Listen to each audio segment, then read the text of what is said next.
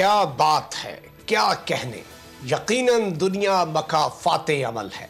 अस्सलाम वालेकुम नाजरीन, मैं हूं मखदूम शहाबुद्दीन और आप देख रहे हैं अब बात होगी। नाज़रीन इकराम, गुज़श्ता रोज एक फुटेज मेरी नजर से गुजरी कि जुड़वा शहरों की एक सोसाइटी में एक तेंदुआ घुस गया और उसने खुल्लम खुल्ला लोगों को जख्मी करना शुरू कर दिया।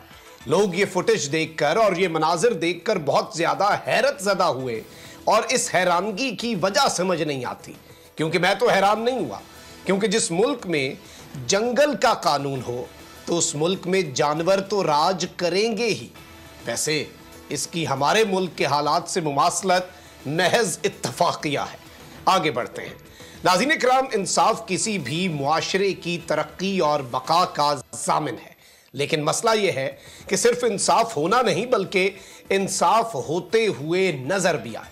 अनफॉर्चुनेटली हमारे मुल्क के अंदर इंसाफ का दोहरा मेयार है और किसी को घर बैठे छुट्टी वाले दिन भी इंसाफ मिल जाता है तो किसी को बीमारी में भी कोई छूट नहीं मिलती।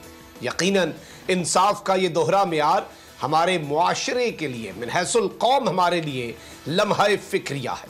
इसी सब पर बात करेंगे, लेकिन सबसे पहले वीकली राउंड। इमरान खान की गिरफ्तारी की कोशिशें तेज, जमान पार्क के बाहर कारकुनों का पहरा। इमरान खान ने भी बुध से जेल भरो तहरीक का ऐलान कर दिया।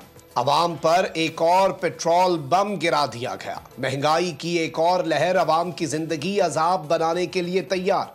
मुल्क दिवालिया कर चुका है। पाकिस्तान के वजीर दिफा ख्वाजा आसिफ का बयान। अगर आपको ये वीडियो पसंद आई है तो सब्सक्राइब करें और बेल आइकन पर लाजमी क्लिक करें। जिंदगी एक मैदान है और PSL 8 में हर टीम को छूना आसमान है। 6 टीमों के बीच धुआंधार लड़ाई। ये शोर ना लड़ाई का है ना डर का, ये शोर है जीत का, ये शोर है जुनून का। खेल का जुनून रोजाना रात 11 बजे सिर्फ बोल न्यूज पर।